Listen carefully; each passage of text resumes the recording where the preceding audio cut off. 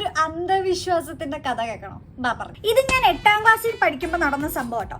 അതായത് എനിക്ക് സ്കൂളിൽ നിന്ന് അടി കിട്ടത്തില്ലെങ്കിലും ട്യൂഷൻ ക്ലാസ്സിൽ തുരുതുര എന്നും അടിയായിരുന്നു, കാരണം പഠിക്കില്ലായിരുന്നു. അങ്ങനെ എൻ്റെ ഫ്രണ്ട്സിൻ്റെ അടുത്ത് ഞാൻ ഇനി ഈ അടികൊള്ളുന്ന സങ്കടം പറഞ്ഞപ്പോൾ അതിലൊരു അടികൊള്ളി എന്നെ പറഞ്ഞ് വിശ്വസിപ്പിച്ചു. എൻ്റെ സ്കൂൾ കോമ്പൗണ്ടിൽ തന്നെ ഒരു പള്ളിയുണ്ട്.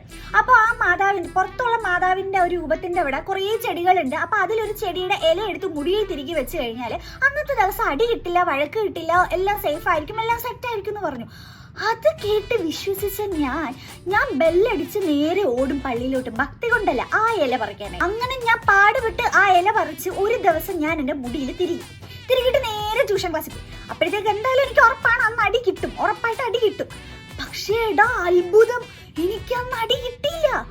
അത് കിട്ടാത്തത് കൊണ്ട് ഞാൻ അങ്ങ് വിശ്വസിച്ച് ഇത് വെച്ചിട്ടാണ് എനിക്ക് അടി കിട്ടാത്തത്. ഞാൻ സ്കൂളിൽ പോയി പറഞ്ഞു ഇത് ബലിക്കും, ഇത് സത്യമാണ്, ഈ മുടിയിൽ ഈ സാധനം ഇരിക്കുമ്പോൾ നിങ്ങൾക്ക് അടി കിട്ടൂല എന്നൊക്കെ ഞാൻ പറഞ്ഞങ്ങ് ബലിപ്പിച്ചു. അങ്ങനെ നെക്സ്റ്റ് ഡേയും ആ ബലത്തിൽ ഞാൻ പഠിക്കാണ്ട് ട്യൂഷൻ ക്ലാസ്സിലോട്ട് പോകാൻ തീരുമാനിച്ചു. അങ്ങനെ സ്കൂൾ വിട്ട് ഞാൻ നേരെ പോയി പള്ളിയിലോട്ട് പോയിട്ട് ആ ഇല എടുത്ത് കുറെ കൂടെ തിരികെ എന്നെ മുടിയിലോട്ട് വെച്ചിട്ട് ഞാൻ നേരെ ട്യൂഷൻ ക്ലാസ്സിൽ പോയി.